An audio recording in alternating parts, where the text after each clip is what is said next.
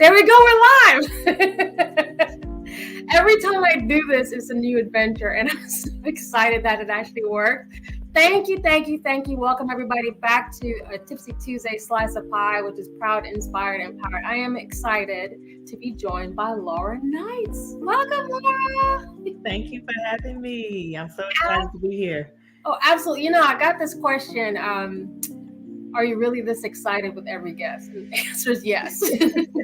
I have heavy hitters on this show, so you should know that. So for everybody who's joining, whether you're here now, if you're here now, drop a chat. You know, we want to hear from you guys. If you're catching the replay, still drop a chat. We do come back. But today I want to read off your intro because there is just so much to you, and I think I just wanted to make sure that folks know you got it all covered. So first of all, Laura, author, speaker, licensed clinical social worker, obviously leadership development coach and expert, and you've been in the industry for way more than 17 years. So I'll probably date you a little bit. But I think one of the things that I think folks are going to pick up on is you're, first of all, as the CEO of Knights Consulting here in Georgia, which is a leadership development consultancy. I definitely want to talk about Black women leading. I want to talk about everything that you're doing within the corporate arena and any tips you can share. But how did you actually get started? Like, what is your origin story? I'm all over the place, first of all. I used to think when I was younger, like, Laura, what are you doing? But now I know it was all for such a time as this. So I'm thankful for that kind of journey. But initially, I started in my professional career in really HR, organizational development. My undergraduate degree from Washington University in St. Louis was around organizational behavior, is what we called it then. But now it's organizational development. And so I started my early career in corporate, in HR, really on that talent acquisition side, shadowing the organizational development work. All of that is where I started. And after being in corporate for a couple of years as a young early career professional, one of my mentors, who was running a large nonprofit in Chicago at the time, asked me to come and use my business acumen as part of her administration team because she got this huge grant and it was going to triple the size of her organization like overnight. Wow. So I left out of corporate because I was getting a little tired of it then. And I had only been in there a couple of years after, getting my undergrad. And I went into this nonprofit administration. I was a program director. I was in charge of fund development and overseeing staff and operations. And it was really an amazing role to be so early in my career. But doing that work, we were doing economic empowerment programs for families and young people across Chicago and really depressed communities. And as we were doing this work, I started to see that, man, we were doing this work with these young people, but they were still going back to really dysfunctional homes, communities, and things of the sort. So I ended up getting my master's in social work, inspired by that work, trained as a family therapist, did clinical work for some time, and then later transitioned. And before I launched into being a full-time entrepreneur, I was actually a senior leader at a university for 10 years. Okay. And my work there was really a combination of like community facing type of work. I was doing staff innovation and training, all the stuff I'm doing now. I was doing community outreach programs, my social work stuff. So I have always been blessed that whatever skills that I have, I get to use them as an entrepreneur when I was an employee. Every job I have ever had since I was 22 years old was, here's an idea, here's your resources, make it happen. So I was an entrepreneur even before I became an entrepreneur. And then I launched my consulting firm. It started as a side hustle, doing some trainings here and there, a little coaching here and there. And then it finally warped into this kind of full-time consultancy that we have today with a team and being able to do work all over the world. So it's really been a blessing. Interesting ride. It's an incredible ride. I think on the outside looking in, as someone who, I feel like you're my sister from LinkedIn. Yes, I am. I've been following you for so long, but as someone who's seen you in action, your heart is in the work. So, I also I try to advise people like this kind of work here is you make it sound easier than it is, but your heart is absolutely in the work. And for those of us who've been able to work with you on the other side, it comes through absolutely. Wow. We know that you genuinely care about your clients. And I think being relatable is so admirable, and it shows, right? It just shows that that's kind of where you're passionate. So that to me is like, let me just throw that out there with y'all. She's much bigger than she's saying right now. So I'm gonna be the hype squad for Laura Knights. I appreciate you. Absolutely. So I'm cheating because I've got questions because I want to make sure that I make good with my time. But so Black Women Lead, can you talk a little bit about what that is? Yeah, I'll kind of say how we got here. So when I first started, again, a full-time leader in a corporation, I first started doing coaching and things. I was actually doing career development coaching. And majority of my clients, because it was word of mouth, I was still running a very high profile position. It was all word of mouth from referrals. They were primarily Black women, career changers who were seasoned and were like, something's not happening right for me in this organization. I need to do something different, either organization changers or career changers. And so as I organically started to work with these women who were experts, they were senior level, they were experts. They they love the work, right? But the environments they were in were toxic. So I call them corporate refugees. After some time, they didn't want to switch to another org. They wanted to use their skills as a consultant or freelance or that kind of thing. And I have been doing that. So it morphed from career development to this kind of startup entrepreneur kind of coaching for these women, right? So I did that for about 6 years. I did that first before I did the corporate work. But I used to always think, because I still had that foot in corporate doing trainings and things, every Black woman is not going to leave to become an entrepreneur. That's right. So what support can we offer for the sisters that are still in that space and still moving on up, but very isolated as they continue to move up and become more and more unicorns? And so Black Woman Leading was actually conceptualized years before it launched, but I could never focus the time to do it. And then COVID came around and all of my corporate contracts were on pause in 2020 while people were figuring out what to do. And I said, you know what? I'm just going to launch this and make it my own table. I had the downtime and people flocked to it. And organizations started to flock to it and say, how can we sponsor our people? So what is it? It is a leadership development program explicitly for Black women leaders and managers that are at that mid-career, early senior level.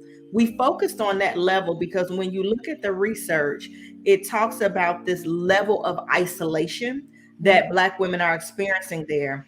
And there's a lot of this messaging around the glass ceiling, but when you really look at the data, the glass ceiling does not really apply to Black women.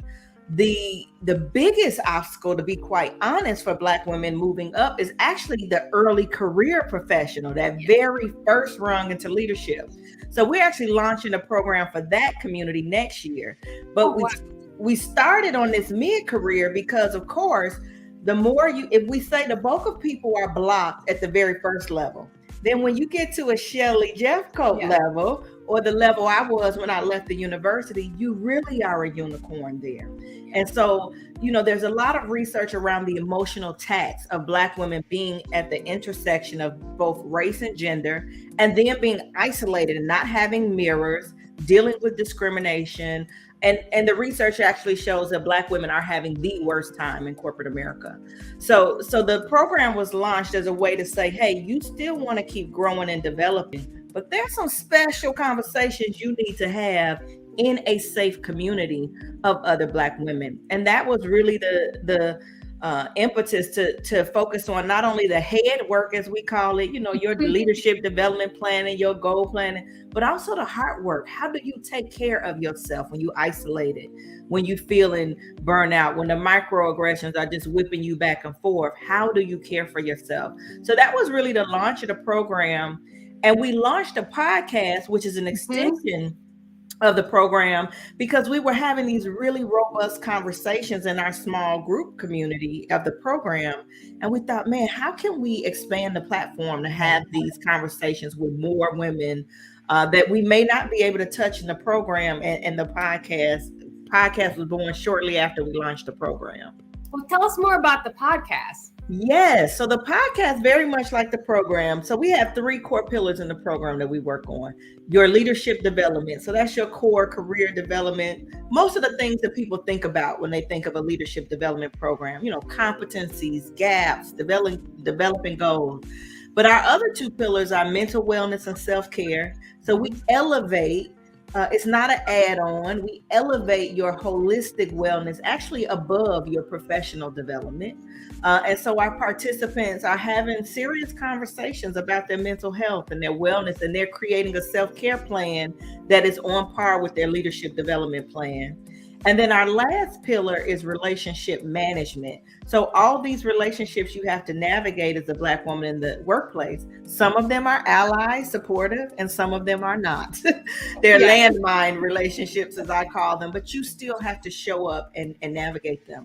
So we take those same pillars we cover in the program, and then we thought about what are the different topics, the million topics that come up under these 3 pillars. And so those are the conversations we have on the podcast with other Black women leaders. And some of them are solo episodes where I'm sharing some insights and wisdom by myself as well.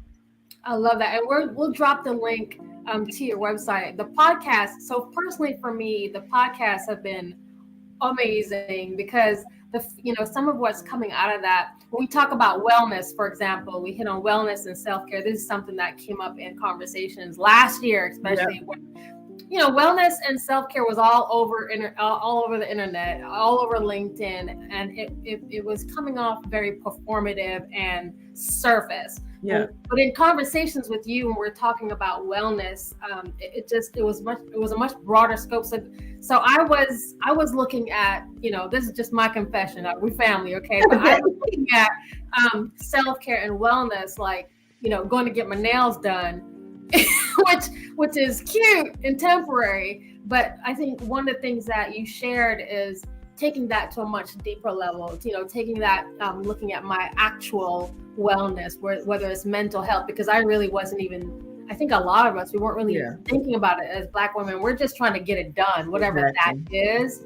And one of the things I love, and for anybody who's interested in checking out the program, it goes much more in depth than the surface level stuff you see on LinkedIn. Yeah. Trust me. There's real work behind it. Yeah, and it's sometimes uncomfortable work because self-care is self-agency. We like to think of it. So you have this control and this power, right? And when we come out of like Zombieville, and I've been there, done that myself. I have to check myself often because there's so much to do. It's easy to just fall into that, hamster on the wheel kind of framework. But when you really look at that self-care as self-agency, as a revolutionary act, as a Black woman, right? As a birthright that your ancestors left you, that they could not engage in like you could, it really becomes a burning, a thing that you must engage in. And we've had women, this will just show you how powerful and deep it is.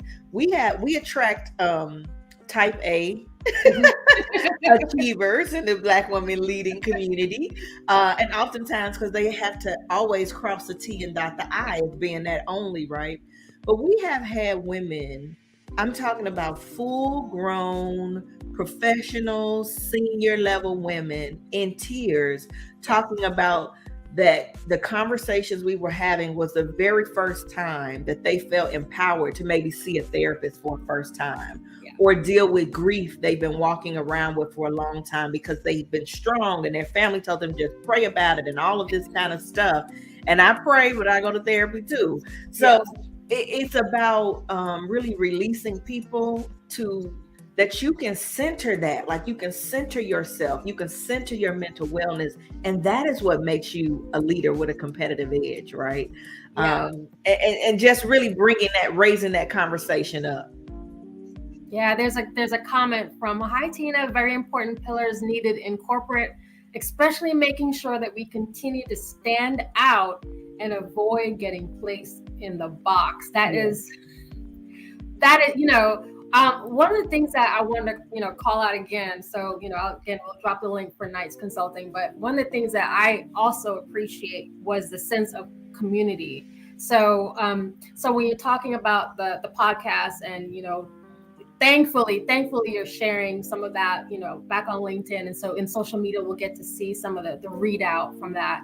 But even with some of what's coming out of that, there's so many jewels to pick up on, that you're sharing out. So I'm grateful that you're not hiding. Sometimes folks are doing these podcasts, and again, it's not for the sake of likes and clicks. It's real information that all of us can use, and especially us sisters that are, we're just trying to make it, y'all.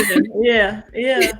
We're just trying to make it. So I wanted to talk about leadership development, because there's a lot of companies that are doing this, and I think I know what stands out for me selfishly, watching your organization. But what stands out mostly is that there is that ongoing, that network and the connection, the relationship that you have with the women that you're also serving. And I say serving because I believe that's kind of how you approach.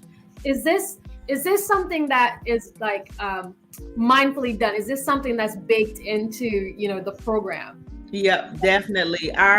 One of our core values as an organization is community, and transformation is another one of our core values. So, you can be in contact with people and not be connected to them, right? And so we really believe that connection as human beings is the defining factor. And so Black Women Leading is very much a community, because again, remember, the thing that usually brings people to us is the isolation. Yeah. Usually. And so the community is something that they are coming and verbalizing, saying that they're looking for a like-minded community of these positive go-getter women, right? But even in our at-large work in corporations that's not necessarily geared towards Black women, and we do cohort models, we're focused on community, because there's so much rich data that's come out in the last couple of years about the levels of loneliness and isolation that people are dealing with. And we're talking about people that's around other people all the time, right? Not hermits at home, right? But people around people all the time, their family, their colleagues, and they are disconnected. What we find is that when you're connected as a leader, your ability to learn is enhanced. Because as I'm connected to Shelly Jeffco, when Shelly is talking, when she is sharing her experience, and I'm being vulnerable and sharing my experience, there is a level of wisdom and learning exchange that's happening that no textbook could ever give you, right? And so we try to embed that in all of our curriculum and all of our activities, that there's this time for human connection embedded, because we know the learning transfer is going to last longer because we have that connection there and that community that hopefully extends beyond. So our value around community is that when you leave us, you are still connected to other people that you may have met through us. That's kind of our definition of community. So that is what we do in Black Women Leading. That's what we do in our corporate projects. How can we connect people so that connection, that learning, those rapport bonds, that trust can go beyond what we did in the 4-month or the 5-month program? I love that. I was sitting here thinking about the individuals, the professionals who are going to be early career that you're going to, again, I can't wait for you to launch this next year, because I already in my head, I'm like, oh, I know a bunch of folks. Yes. I love that, that if I'm early career, this is kind of like the stuff that it took us, 20 something years to learn it. So this is kind of the jewels on the road that they'll be able to pick up. So that sense of community, and also the point about networking, so the folks that I meet in the program, I end up building a more long-term relationship, which is something else that Knights Consulting offers that no one else does. and think of the networking. I mean, even if we just want to say on the professional development, right?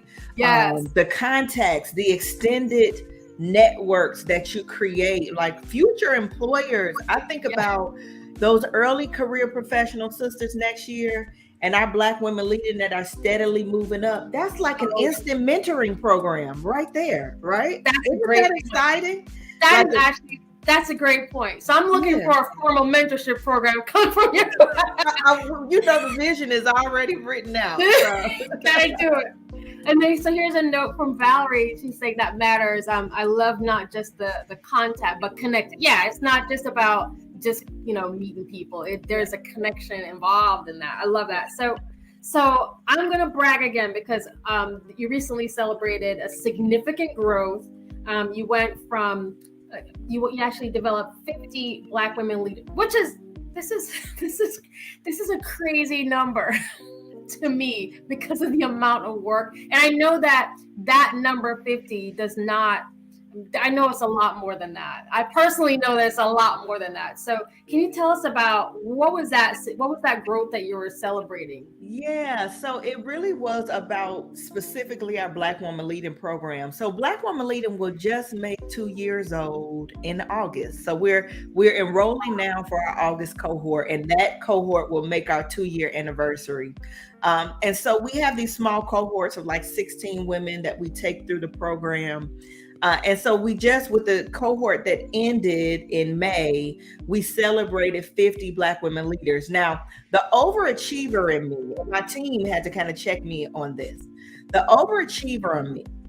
Now, we have served to date more than 3,500 leaders around the world, but that's all leaders. That's all leaders, right?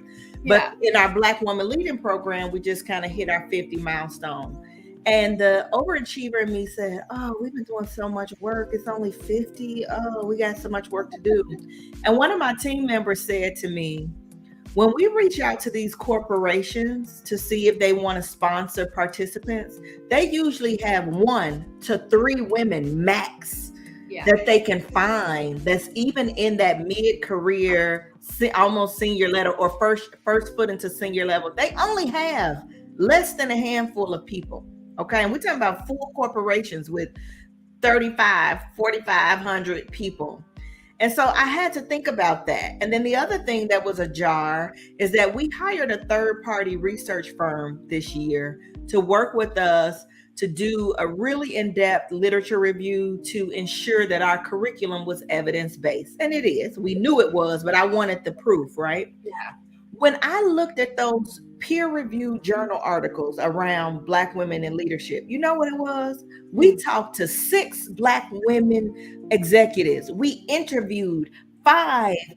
So I'm thinking, when I'm looking at these numbers, 50 that's at this level that we're working with is significant. And so I had to kind of check myself and celebrate that because our participants are often the only one on their level. Not because we don't need to be there, but we already talked about the research that the barrier is the early career. So if you've broken through, you really are a unicorn. Yeah, exactly. You really are a unicorn. So we celebrate that because we know that 50 Black women leaders, they are our muse. That is just the seed. We stay connected with them. We having our first in-person retreat next year. We're going to see them. And as my mother says, hug their necks and touch them and love on them in person. And by that time, we'll be to 100 Black women. Absolutely. And we need to know when this retreat happens. Yes. In the program or not. Please expand it so folks can, because just being in the room sometimes is just about being around greatness. Yeah. Okay. Yeah. And just soaking it up. I mean, that is such an incredible opportunity. But you mentioned the over 3,000, and I'm going to venture to say that it's more than that, Laura, because the information that we learn from you, people are passing it back. Like the jewels I get from your program, I'm planting it as many places as I can. So you're impacting, a lot more lives than you probably even know. Yeah, it's incredible. So we appreciate it. So one of the most poignant posts to me, there was an emotional response to the recent school shooting. And as a mom, I think it hit me a couple ways. Obviously as a mom, but I think one of the things that it was time, I thought to myself, I'm considered the strong friend. And when I read it, I thought, okay, so I'm checking on my strong friend. So just as a as a mom, Yeah. at this point, just as a human, just to check in to see how are you doing, and then also because you're coaching others, this is stuff it's gonna come up. How do you coach through some of these emotions? And I'm thinking about, like, I have to put the face on when I go to work, right? I have to be the strong Black woman at the job and at home. So how do you coach through all that? And how is my strong friend doing? You know what? I'm doing well. Thank you for asking. That day when I made that post, the thing that really hit me is I was dropping my 6-year-old son off to school. And I was just in the little car ride lane, and I just thought, those parents drop their babies off thinking, okay, I'm going to go do this. I'm going to go to work, and thinking you're coming back. And then as more of that story started to unfold, and we started to see really a lot of inequity coming up, and that they were people of color, and some of those things impacting how these babies, were discarded, for lack of a better word. It just really hit me that we do this work, and I'll say it like this. I have to narrow in on what my purpose and my role is. And even when I extrapolate that to, let's say, these Black women leaders, we know that within many of these organizations that people are in, within that, and within the structure where these little brown babies were, that there are still going to be systemic inequities, that no matter what we are doing in our little protective pod, that when they are released out into the world, there are just some things that we cannot control. And I think those kind of things really frustrate me when we talk about world events, when we talk about even the work we do with Black women leading. That's why we see so many Black women leaving organizations, because they are working on themselves, becoming aware, and then realizing this box is not changing. So I gotta move, right? And it's the same thing with some of these world tragedies and shootings and all of these things that are happening. So it gets overwhelming sometimes. And I think what I do and when coaching through it and how I take care of myself is, one, acknowledge it, right? Acknowledge that we need a pause. Acknowledge that, I've been in sessions and we've got news like that coming through. And I say, do we need to continue this? Do we need to pause? And being able to be honest and bring the real emotion for it, I think is so critical. The other thing, and it's back to this community. This was maybe 2 weeks ago. I was on a team meeting with my team, a new project. It was a kickoff. We got 6 people on the team, and I was not okay that day. I just wasn't okay. But as a leader, I'm trying to power through. And 2 of my team members, we're in our check-in, just getting started. They were like, do we need to do this today? Because you're looking like you need a minute. And just to be in community. Now, I'm their leader, but they're taking care of me and saying, look, we'll look at our schedules and reschedule because you look like you need to go rest. And to have that, to model that for others, but then to have it given back to you, it's just a joy. So I think it's about what community can you create wherever you are. What community that can you create that will, ride for you just like you ride for them, and just being honest about how you're doing, being honest about when it's not okay, and trusting that your community can hold you up in those moments. Oh, I got chills because 2 of my community folks or sister circles are on this call, and this to me is a testament to that, because I know that they're holding me up even in this moment. So it means so much to have that circle and that community that you're talking. That's why, again, I can't wait for you to kick this off for the early careers, because just as, those of us who've been around for a while and we're more grounded. So early careers folks absolutely need this. So thank you for that.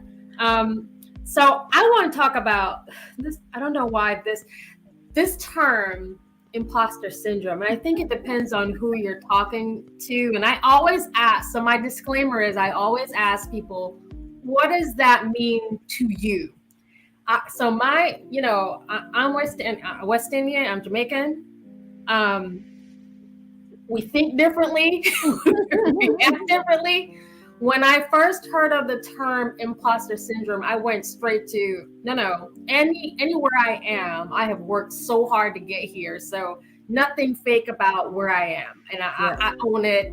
You know what I mean, and all of that, right? So I wanted to talk about that because I get that a lot. Some folks saying that they have it.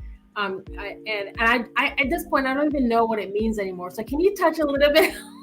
What is that? I've had an enlightening about this in the last 6 months, I would say. A lot of our participants in Black Woman Leading will come to the program, and we always do an intake call as part of our enrollment process because we want to get to know you as a person. We don't take people money without talking to them and making sure that we're a good fit, because it may not be a good fit, right? Yeah. But nonetheless, we would hear people in these initial intake calls when we talk about some of their challenges and things, they would use the term. In our early cohorts, people would use the term. And what really, I was always neutral about the term. I probably used it because it was such a common thing, but I didn't have a strong affinity one way or the other. But in this last 6 months, I've kind of struck in that from my vocabulary. And let me tell you the journey. So I told you we did this research. We hired this third-party research to we wanted to say we're a research-based, evidence-based program. So we engaged in a 6-month journey with this firm. And one of the research terms that I asked them to include in this comprehensive literature review was imposter syndrome. Okay.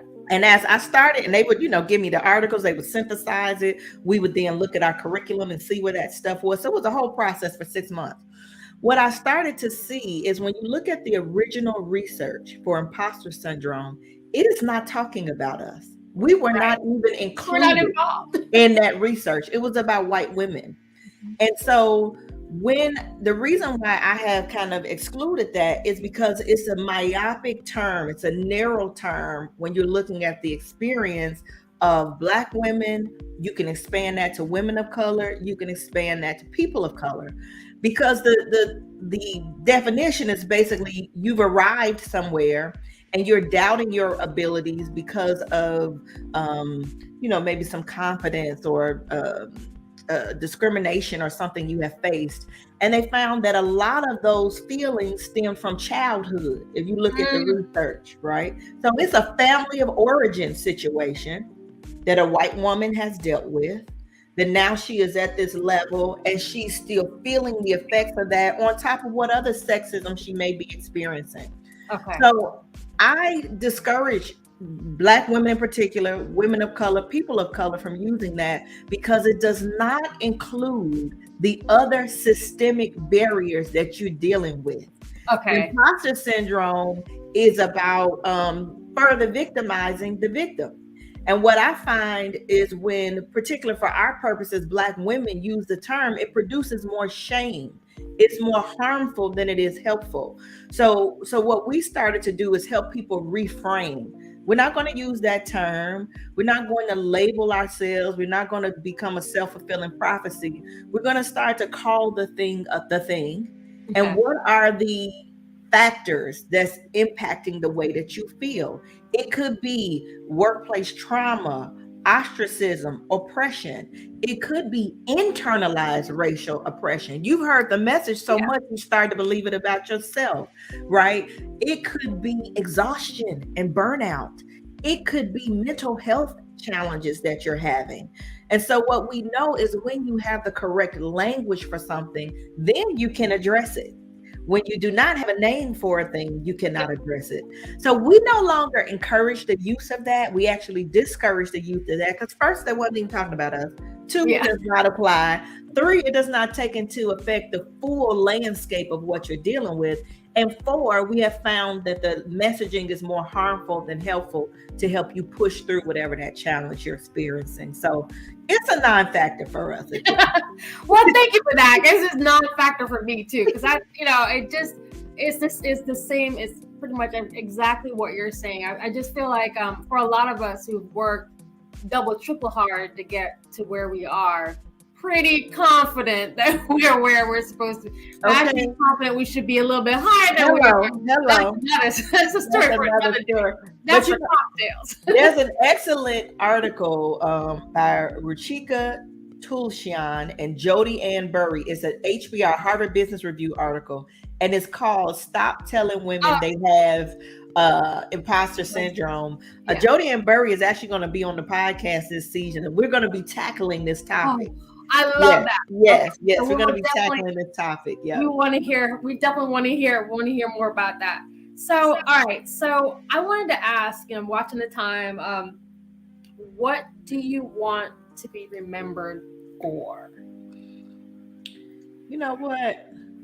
I think the biggest thing I want to be remembered for is just seeing people where they are, meeting people where they are, seeing the potential in them, and doing whatever is in my authority, my influence to help them bring that thing to life. Like my personal why is about, helping people see their potential and then be able to walk boldly in that, right?